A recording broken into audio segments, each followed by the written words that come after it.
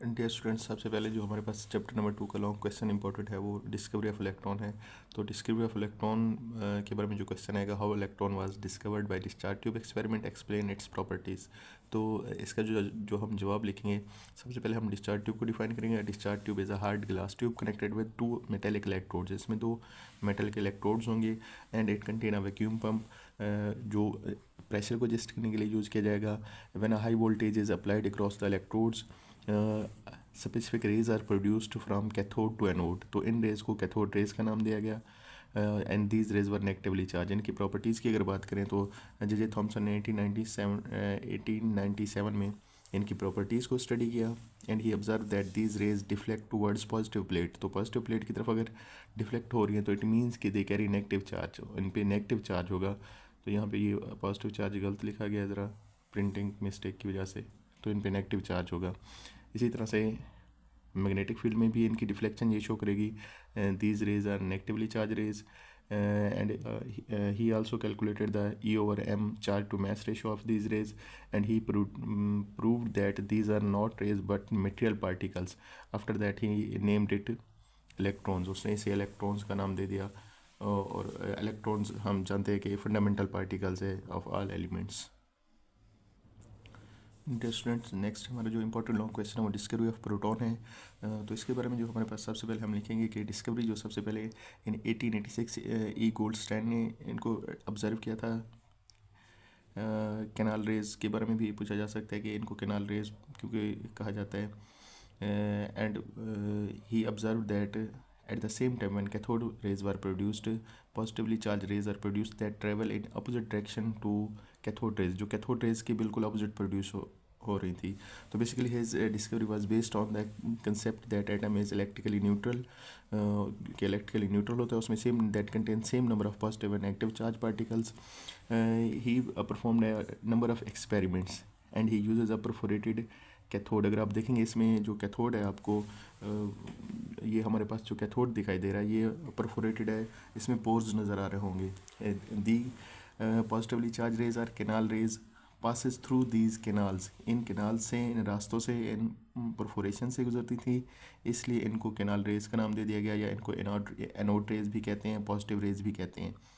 अब इनकी प्रॉपर्टीज़ की अगर बात करते हैं, this is travel in straight line and opposite direction to cathode rays. Cathode rays के बिल्कुल अपोजिट मूव करेंगी क्योंकि ये रेज जो होती हैं वो एनोड से कैथोड की तरफ मूव कर रही होती हैं। इस तरह से इनकी अगर हम देखेंगे ये जो डिपेंड कर रही होती हैं, कम्प्लीटली तौर पर डिपेंड कर रही होती हैं on the nature of gas in discharge tube. जो डिस्चार्ज ट्यूब में हम गैस यूज़ करेंगे उसकी नेचर पे ये डिपेंड कर रही होंगी। अगर आप गैस चेंज कर देंगे तो इनकी नेचर भी चेंज हो जाएगी, क्योंकि ये जो बेसिकली रेज प्रोड्यूस हो रही होती हैं, these are produced by the ionization of gas in discharge tube. जब कैथोड रेज स्पीड से मूव करती हैं तो इसमें जो हमने गैस फिल की होती है उसको आयोनाइज कर देती हैं।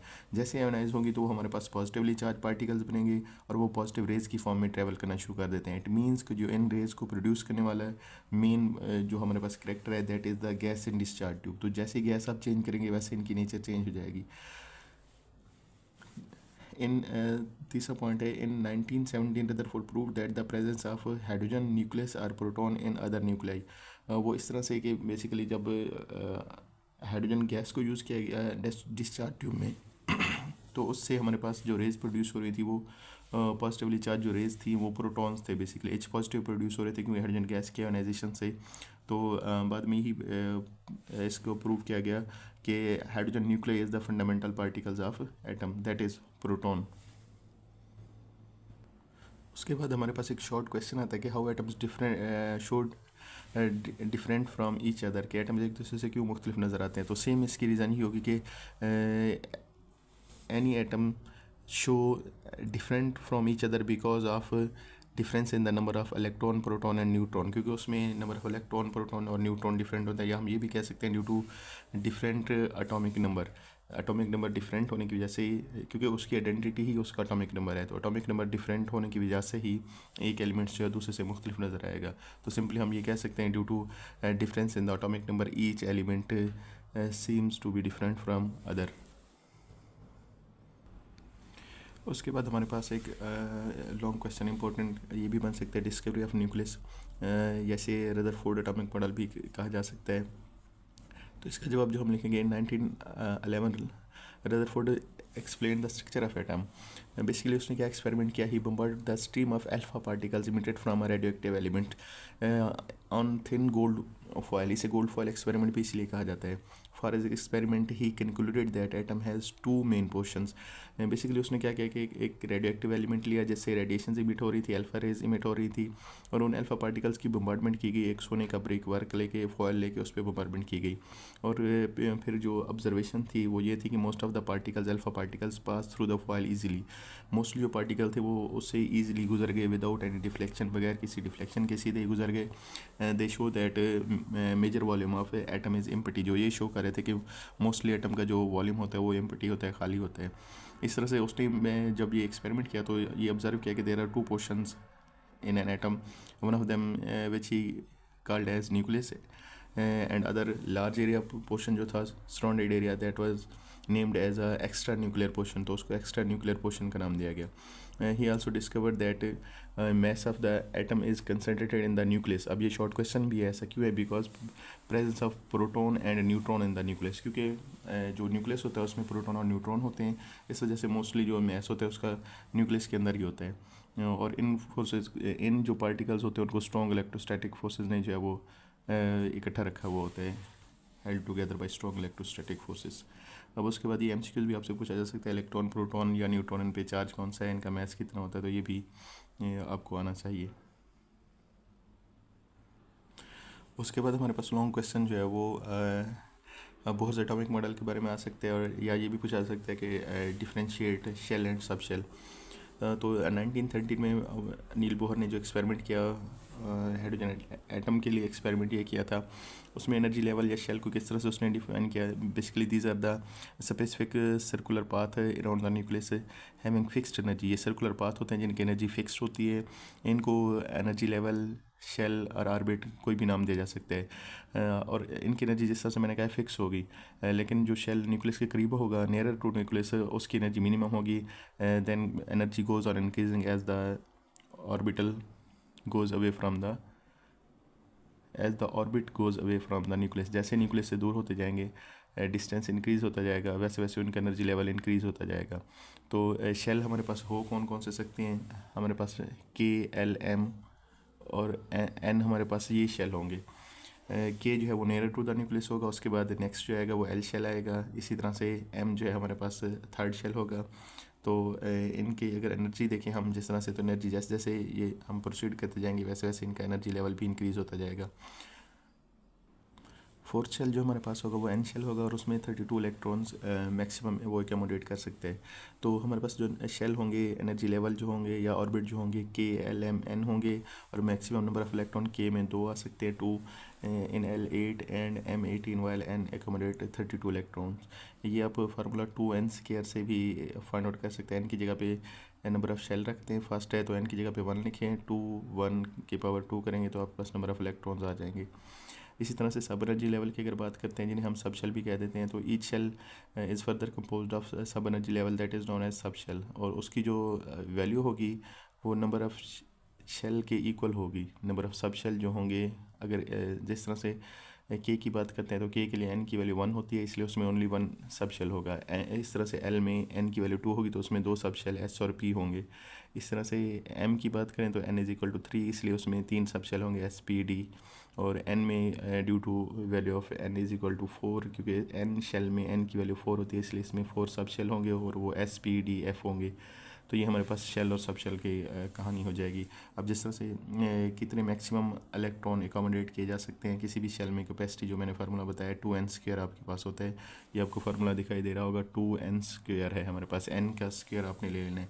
अब n से मुराद वो नंबर ऑफ शेल है, जिस तरह के लिए n की वैल्यू 1 होती है, तो आप n की जगह पे 1 रखेंगे अगले फार्मूले में, तो देखिए हमारे पास 2 और इंटू 1 की पावर 2 आ रही है, जवाब हमारे पास 2, तो इसमें मैक्सिमम 2 इलेक्ट्रॉन आ सकते हैं। इस तरह से एल में ये फार्मूला अप्लाई करेंगे तो 8, एम में अप्लाई करेंगे तो हमारे पास 18 आएगा, और एन में हमारे पास 32 आ जाएंगे। ये आप इजीली टेबल में देख सकते हैं कि किस किस तरह से हम नंबर ऑफ इलेक्ट्रॉन शेल में जो है वो फाइंड आउट कर सकते हैं। इस तरह से अगर सब शेल की बात की जाएगी उसमें कितने कितने इलेक्ट्रॉन हम काउंट कर सकते हैं, या कोई सब शेल कितने नंबर ऑफ इलेक्ट्रॉन्स एकोमोडेट कर सकते हैं। तो एस में मैक्सिमम 2, पी में 6, डी में 10 और एफ में 14 जो है वो एफ सब शेल में एकोमोडेट वो कर सकते हैं। तो इस तरह से एक इंटरेस्टिंग इन्फॉर्मेशन भी दी गई है। एमसीक्यूज़ में आपसे पूछा जा सकता है कि जो लार्जेस्ट एटम होगा हमारे पास वो सीजियम है, और जो स्मॉलेस्ट है वो हमारे पास हीलियम है इन पीरियोडिक टेबल। हमारे पास शॉर्ट क्वेश्चन ही पूछा जाएगा, एटॉमिक नंबर और मास नंबर में डिफरेंस जो है शॉर्ट क्वेश्चन ही पूछा जाएगा। फंडामेंटल पार्टिकल्स हमें पता है कि इलेक्ट्रॉन, प्रोटॉन और न्यूट्रॉन जो है फंडामेंटल पार्टिकल्स हैं किसी एलिमेंट के। अब एटॉमिक नंबर को हम किस तरह से डिफाइन करेंगे? This is the number of proton present in the nucleus of an element और एटम। तो बेसिकली ये किसी भी एटम के न्यूक्लियस में मौजूद जो नंबर ऑफ प्रोटॉन्स है that is known as its atomic number, and that is represented by Z. इसको हम एटॉमिक नंबर को जी से रिप्रेजेंट करते हैं। एग्जाम्पल, अगर किसी एलिमेंट में भी उसका अगर एटॉमिक नंबर ऑक्सीजन और नाइट्रोजन का जिस तरह से डिस्कस किया गया 7 और 8, इट मीन्स कि इसमें 7 और 8 प्रोटॉन्स होंगे। इसी तरह से इसकी इंपॉर्टेंस की अगर हम बात करें तो हम पीरियड टेबल में जो अरेंजमेंट करते हैं वो भी एटॉमिक नंबर की बेस पर ही करते हैं। अब मास नंबर क्या होगा? Sum of number of proton and neutron. Proton और न्यूट्रॉन का जो सम होगा हमारे पास उसको हम मास नंबर या न्यूक्लियन नंबर भी कह देते हैं। न्यूक्लियन नंबर भी पूछा जा सकता है आपसे। इसको ए से रिप्रेजेंट किया जाएगा। इसी तरह से जैसे अगर मास नंबर नाइट्रोजन का 14 है, क्योंकि वो इस तरह से कि उसमें नंबर ऑफ प्रोटॉन 7 है और नंबर ऑफ न्यूट्रॉन भी 7 होंगे, और एक न्यूट्रल एटम जो होता है उसमें जितने नंबर ऑफ प्रोटॉन होते हैं उतने ही नंबर ऑफ इलेक्ट्रॉन्स होते हैं। तो ये शॉर्ट क्वेश्चन ही ज़्यादातर पूछा जाएगा आपसे। उसके बाद हमारे पास रिलेटिव एटॉमिक मास आ सकता है क्वेश्चन, और इसके यूनिट की किस यूनिट में इसको मेजर किया जाता है? Basically relative atomic mass. तो ये एटॉमिक, इसको हम डिफाइन जो करेंगे, atomic mass of an element as compare to the mass of carbon taken as carbon 12। जो कार्बन 12 है हमारे पास, कार्बन का जो आइसोटोप है उसके मास के साथ कंपेयर करके जो आपने किसी एलिमेंट का मास मेजर किया हुआ होता है उसे हम रिलेटिव एटॉमिक मास का नाम दे देते हैं। अब अगर हम इसके यूनिट की बात करें तो इसका यूनिट जो है वो हमारे पास एटॉमिक मास यूनिट होता है, जिसे AMU से रिप्रेजेंट किया जाता है। और इसे आप डिफ़ाइन भी करेंगे, ये बात दफ़ा आ जाता है कि इस AMU को डिफ़ाइन करें, तो हमने सिंपली कहना है the unit use to measure relative atomic mass is called atomic mass unit, and it is the 1/12 of the mass of an atom of carbon 12। Carbon 12 के मास का जो 12वां हिस्सा होगा उसको अगर 12 से डिवाइड करेंगे, जितना कार्बन 12 का मास होगा, तो जो जवाब हमारे पास आता है वो 1 AMU होता है। और अगर रिलेशनशिप इसका केजी से किलोग्राम से देखें तो हमारे पास 1 AMU जो होता है 1.667 10⁻27 kg होगा। इस तरह से एग्जांपल में भी आपसे पूछा जा सकता है, या MCQs में भी कि हाइड्रोजन का कितने और सल्फर का है एक्सेट्रा। तो calculation of relative atomic mass from different isotope अगर हम देखेंगे तो जितने भी किसी आइसोटोप की रिलेटिव अबंडेंस होगी उसको आप उसकी परसेंटेज उससे उसकी मास से मल्टीप्लाई करते जाएंगे और ऐड करते जाएंगे। After that overall they will be divided by 100। उसको 100 से आप डिवाइड कर देंगे तो आपके पास किसी भी एलिमेंट का रिलेटिव एटॉमिक मास आ जाएगा। जिस तरह से हमारे पास फार्मूला दिया गया है M1P1 plus M2P2 plus M3P3 so on. जितने नंबर ऑफ आइसोटोप्स होंगे उनके मासेस को उनकी परसेंटेज से मल्टीप्लाई करते हैं और ऐड करते जाना है आपने, फिर 100 पे एंड पे जाके डिवाइड कर देंगे तो हमारे पास ये रिलेटिव एटॉमिक मास जो है आ जाएगा किसी भी एलिमेंट का या आइसोटोप का। उन किसी भी एलिमेंट के आइसोटोप्स जो होंगे उनके ज़रिए हम ये उनका उस एलिमेंट का relative atomic mass find out कर सकते हैं। डियर स्टूडेंट, अगर हम एक्सरसाइज की तरफ आ जाएं तो हमारे पास जो MCQs होंगे, first how many electron can be accommodated in third shell. Third shell का मतलब M की बात हो रही है तो उसमें हमारे पास M में 18 इलेक्ट्रॉन होते हैं। बी ऑप्शन इसका होगा। What information was obtain discharge tube experiment, तो इसमें हमारे पास जो है वो C ऑप्शन होगा। Electron and proton what discovered. इसी तरह से हमारे पास थर्ड जो है वह why have isotopes not been shown in the periodic table. इसका भी थर्ड ऑप्शन में होगा क्योंकि उनका जो सबका एटॉमिक नंबर सेम होगा और इस एटॉमिक नंबर की बेस पर ही एलिमेंट्स को अरेंज किया जाता है पीरियोडिक टेबल में। फोर्थ जो होगा different number in the isotopes, वो कौन सा पार्टिकल होगा? वो न्यूट्रॉन होता है जिसका नंबर जो है वो डिफरेंट होगा हमारे पास। इसी तरह से अगर हम 5 की बात करते हैं, हमारे पास 5 जो है वो कौन सा ऑक्सीजन का आइसोटोप है जिसमें number of proton neutron electron same होंगे, तो वो B है हमारे पास। इसी तरह से 6 जो होगा उसमें हमारे पास उसका भी ऑप्शन B बन जाएगा। 7 वैसे एक्सक्लूड है हमारे सिलेबस में नहीं है, लेकिन इसका जो ऑप्शन बनेगा वो A बनेगा। इस तरह से जो 8 है हमारे पास what does keep the particles present in the nucleus intact, तो स्ट्रॉन्ग इलेक्ट्रोस्टैटिक फोर्सेस होंगे, तो इसका सी ऑप्शन बनेगा। इस तरह से 9 जो है, how the electrons keep themselves away from the oppositely charged nucleus, तो उसका जो ऑप्शन बनेगा बी बनेगा हमारे पास, by revolving around the nucleus, nucleus के अराउंड रिवॉल्व होके ये हमारे पास। नेक्स्ट अगर 10 की बात करें तो हमारे पास उसका जो ऑप्शन बनेगा वो उसी फार्मूले के ज़रिए रिलेटिव एटॉमिक मास जो हम फाइंड आउट करते हैं, तो बी ऑप्शन बनेगा 10th का हमारे पास। अब शॉर्ट क्वेश्चन की तरफ अगर आ जाएं तो why is it said that almost mass of an atom is concentrated in its nucleus, तो उसकी जिस तरह से मैंने पहले ही कहा था, क्योंकि फंडामेंटल पार्टिकल जो प्रोटॉन और न्यूट्रॉन होते हैं they make total 99% mass of an atom, और वो न्यूक्लियस में एग्जिस्ट कर रहे होते हैं। इस तरह से दूसरा है why are elements different from one another and because they have different fundamental particles electron proton और न्यूट्रॉन। इसी तरह से बिस्मिथ है, उसमें आपने number of neutron find out करने, तो फार्मूला हमारे पास जो नंबर ऑफ़ न्यूट्रॉन का होता है वो ए माइनस जी होता है, तो हमारे पास ए एटॉमिक मास है, जी एटॉमिक नंबर, तो उसका एटॉमिक मास भी दिया गया है 210 और एटॉमिक नंबर 83 है, माइनस करेंगे 127 आ जाएगा। तो इसके बाद हमारे पास बाकी स्किप है, हमारे पास जो सिलेबस SLO बेस्ड दिया गया है।